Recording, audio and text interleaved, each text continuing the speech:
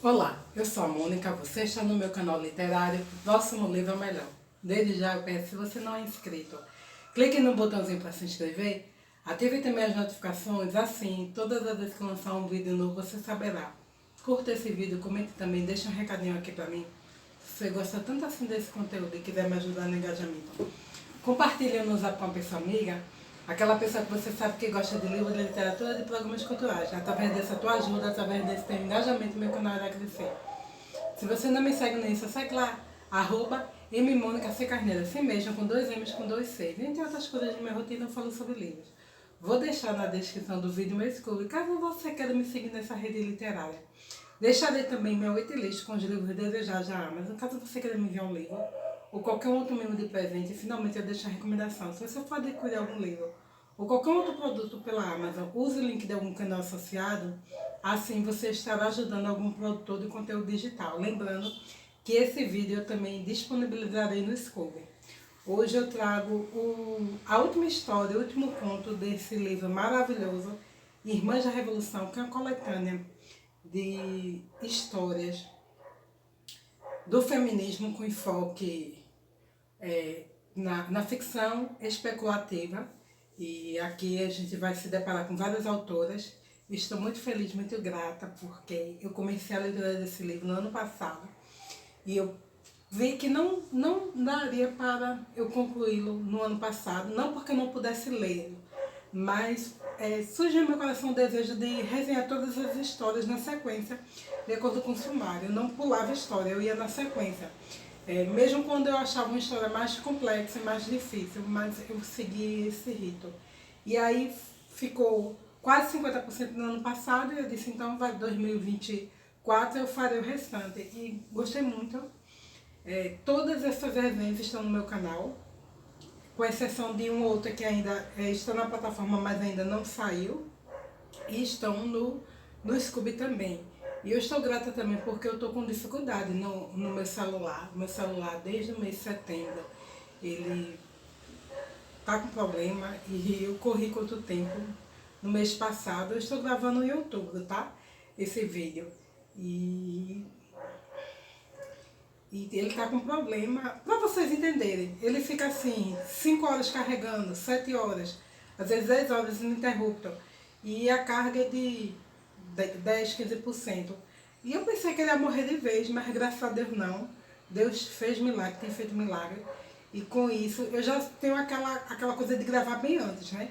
E com isso eu passei a correr quanto tempo para deixar um monte de conteúdo que eu pudesse fazer antecipadamente, porque no dia que morrer, eu não sei como será. Então, assim, eu só estou dando esse aviso porque fica parecendo que a gente está mendigando as coisas aqui.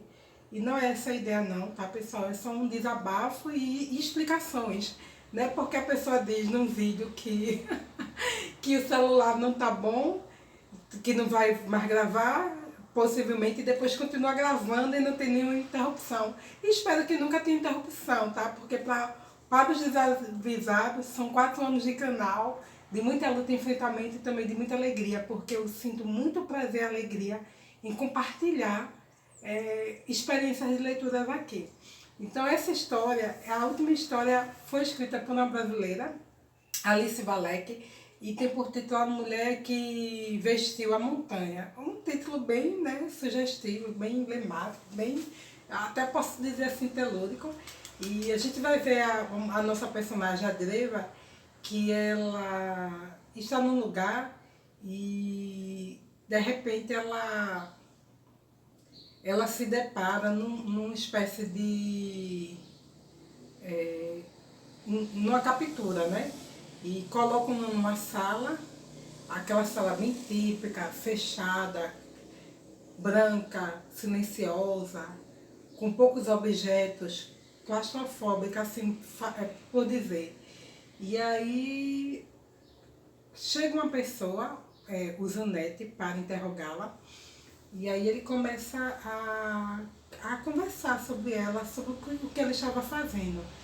Aparentemente ela é uma desenvolvedora ao meu ver, de software, tá? Poderia ser uma engenheira de software, mas acho que é menos que engenheira, né? Não precisa ser engenheira para fazer necessariamente software, não. E aí ela pelo menos a arquitetura, né? E aí ele começa a questionar ela sobre a feitura de avatares, ela é retirada, ele está nessa sala para um interrogatório, mas antes ela estava dentro de uma caverna, e ele começa a questionar sobre a feitura desses avatares. E com essa interrogação, ela fica assim, olhando para ele, fica pensando, tá, ele está me perguntando, mas ele já sabe o que eu fiz. Então, por que ele faz questão de me questionar, de me perguntar, de me interrogar? Ela trabalha numa empresa de tecnologia, a Elementor, e lá ela trabalha vendendo ilusões. Vendendo ilusões para quem vive no subterrâneo, né? Aí a gente já imagina dois mundos, um mundo da superfície e um mundo subterrâneo. Eu vou ler um trechinho e aí depois eu vou retomar a leitura. Esse livro tem trechos muito significativos e diz assim: essa sala se parece com o ambiente do estúdio, só que com quinas, ela comentou. No começo dos projetos, tudo era branco, até que ela preenchesse o espaço vazio com formas, construções, detalhes e sensações, que podiam formar um deserto lunar, ou feiras lotadas em uma antiga cidade azteca, ou uma ilha de Galápagos, com cores psicodélicas, ou cavernas de gelo, onde todos ganhavam o aspecto da textura de pinceladas impressionistas. Com quinas, naturalmente, o mundo desconectado tem o inconveniente dos limites. O homem lembrou. Depois do que deve viver, tinha suas dúvidas. Se ele tivesse razão, por que precisava ter aquela conversa desconectados? No ambiente virtual, eles poderiam ter mais controle sobre ela. Seus óculos tinham sido unificados na caverna? Talvez por isso estivesse encrencada. Então Deva percebeu que todo aquele tempo Zanetti olhava para o seu rosto de verdade, para como ela realmente era, tão diferente do avatar com o rosto amigável e cabelo rosa que estava habituado a usar. Ali estava, sem os óculos, de escapar para a realidade virtual, sem avatar, para esconder as perfeições do seu corpo. Sentiu-se nua. Talvez a ideia fosse ela, porque nessa sociedade as pessoas elas não mostram o seu rosto diretamente, elas têm um avatar específico e no finalzinho da narrativa eu vou dar minhas impressões sobre o texto e vou falar um pouquinho sobre isso. E aí ele começa a falar sobre esse projeto dela de criar ilusões, de vender ilusões para as pessoas. E ela não é só uma vendedora, tá? Porque na narrativa a gente percebe que ela, de fato, ela não só vende ilusões, mas ela cria ilusões. E aí ele fala sobre um projeto que ela criou de floresta, que é um projeto muito bom, porque, diferente dos outros projetos de ilusão, ele é um projeto grandioso e que não só apenas projeta ilusão mental, mas ele consegue, esse projeto que a Drenva fez, a montanha, e eu acho que por isso o título A Montanha, permite que não seja só projetada a ilusão mental, mas que se projete sons, cheiros, tato. Então, assim, a projeção, ela tem sensações físicas de fato. E dentro de um projeto mais audacioso, diferente dos outros que fazem, que vendem ilusão, ela consegue fazer esse projeto da montanha. Ela se questiona porque não foi demitida, já que ela está sendo interrogada porque, de alguma maneira, ela burlou esse sistema e conseguiu criar a montanha. E ele fala sobre esse projeto, sobre essa chuva perfeita que ela criou. E aí ela explica como foi que ela criou. Aparentemente, talvez nunca uma chuva realmente vivenciada por si, mas que ela buscou através dos filmes, documentários, materiais de revistas, livros, a descrição da chuva, e aí ela consegue criar todos os elementos que permitem a criação desse fenômeno meteorológico, né? E aí ele questiona, como foi que você adquiriu esses dados? Como foi possível? Aí ela vai explicando isso detalhadamente. Ela observa a paisagem e vê que algo já não tem um retorno. Em que sentido? Quando ela é interrogada por ele, ela não pode mais voltar. Ela não pode mais voltar ao status quo inicial de dialógica com ele no sentido de omitir, ou de esconder, ou de negar algumas narrativas, porque já está muito claro o que ela viu naquela paisagem, que ele, mesmo interrogando-la, ele sabe o que ela viu e que o que ela viu não pode de maneira nenhuma ser esquecido. Eu vou ler mais um trecho e aí eu vou fazer a retomada final daquilo que eu acho significativo para o entendimento da narrativa. Lembrava da conversa que tiveram em um bar badalado de Virtuas, logo depois do fiasco da apresentação de seu primeiro projeto solo. Um excesso de fumaça neon, roxo em alta definição, invadia seus olhos, enquanto tentava contar à amiga sobre a insatisfação com seus chefes. Com esse seu talento, Gleide dissera, erguendo uma taça com alguma bebida cintilante, você poderia muito bem trabalhar como escultora estética, ganharia uma nota. Gleide parecia estar bem de vida trabalhando no ramo. A amiga tinha mudado de rosto outra vez. Usava uma atualização com maxilar mais fino, os olhos grandes e brilhantes como dois charóis. Custava caro ter o rosto da moda, que no momento eram avatares que mais pareciam a versão humana de um filhote de cervo. Dave imaginava-se algo nas pernas longas da amiga, como a de uma heroína pronta para salvar o mundo, fazia com que ela ficasse mais propensa a aceitar os conselhos de Gleide. Pode ser uma bobagem, mas o que mais me motiva no meu trabalho é fazer as pessoas se sentirem livres, levá-las a paisagens que as façam acreditar, de corpo inteiro que estão lá. E aí ela continua.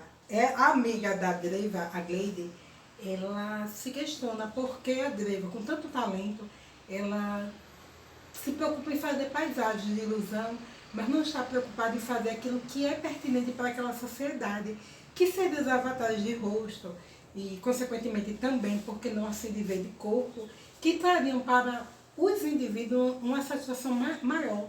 E com isso um mercado amplo, um mercado financeiramente muito rentável.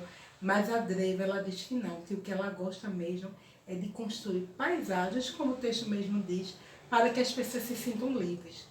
E aí a narrativa prossegue, algumas coisas acontecem, e aí a Dreva, ela, no interrogatório com Zanetti, ela é questionada e se ela quer trabalhar em um outro projeto, e esse projeto de avatares para que as pessoas se sintam melhores seria bem pertinente para a continuação da paz, da manutenção, de uma vida tal que nessa sociedade.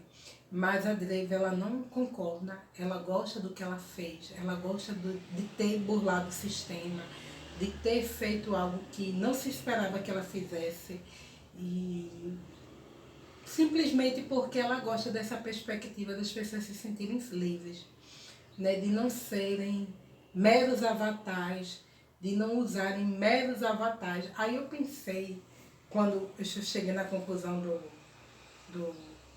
da história, nesse ápice desse momento que a Dreva com Zanetti estão conversando e ela viu algo que a mente dela não pode esquecer, ela não consegue criar uma ilusão para esquecer aquilo ali que ela viu.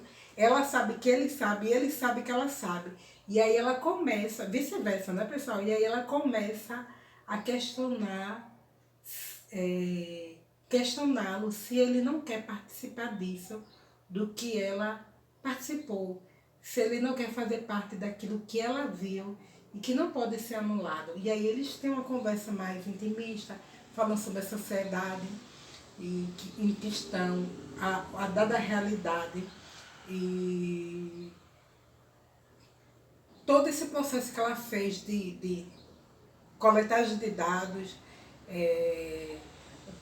dessa mineradora que existe lá naquela sociedade, que é um local mais isolado, e ali ela pôde descobrir algo, a acusação que é auferida a ela, o roubo dessas informações, e tudo isso que envolve esse interrogatório.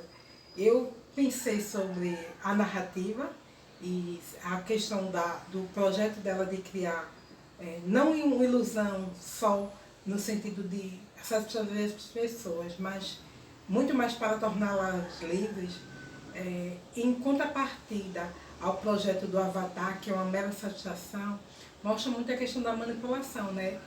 Que podemos ter, temos em sociedade ou nas sociedades, de acordo com algumas coisas, que fazem com que a gente se conforme com algo, mas não necessariamente a gente se desvencilhe desse algo, trazendo para o ânimo do indivíduo um conformismo. Lembrei de projetos reais, há um tempo atrás, uma década atrás, quando eu fazia faculdade, no caso, administração de empresas, quando no Brasil a internet.com ficou ainda mais popular, os domicílios começaram, aqui em Pernambuco, por exemplo, a adquirir computadores. Na TV se fazia propaganda de computadores mais acessíveis, tá ok? E eu lembro que na faculdade que eu fazia parte, que era uma ordem marista, tinha o curso de web design, né? E aqueles meninos eram muito danados porque existia uma restrição nas máquinas, mas eles liberavam. Eu achava isso ímpar, sabe? Porque eles liberavam no laboratório, né? Que era para estudo tudo, mas eles liberavam as coisas assim. E era muito engraçado quando a gente, aluno comum, simples, que a gente estava fazendo algo e a gente queria acessar uma rede social, que na época não se podia, porque o sentido não é acessar a rede social nos computadores de uma faculdade. E eles iam lá, mexiam e liberavam.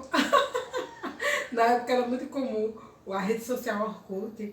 E eu lembro que tinha um jogo que se chamava Second Life. E eu não sei se você já ouviu falar Second Life, mas eu achava muito esdrúxulo, ao meu ver, né? Porque era uma projeção de uma nova vida, uma nova estética. E eu pensava assim, meu Deus, por que as pessoas precisam ter um Second Life? O Second Life para mim representava uma insatisfação com o que tu eras, e até acho perturbador no sentido de você projetar ser algo que você nunca poderá ser. Porque diferente para mim é você assistir um filme de um super-herói e se projetar ali. Mas quando tu cria um avatar e tu se imagina de outra maneira, quanto estética, quanto modo de vida, eu penso que seja algo mais assim, mais preocupante no sentido de não aceitação. E eu acho que ela quer falar, a Alice Valek, muito sobre essa manipulação da informação, manipulação da vida, das coisas, talvez até um pouco do consumismo, que faz com que as pessoas se conformem com algo e façam com que anulem algumas realidades, né?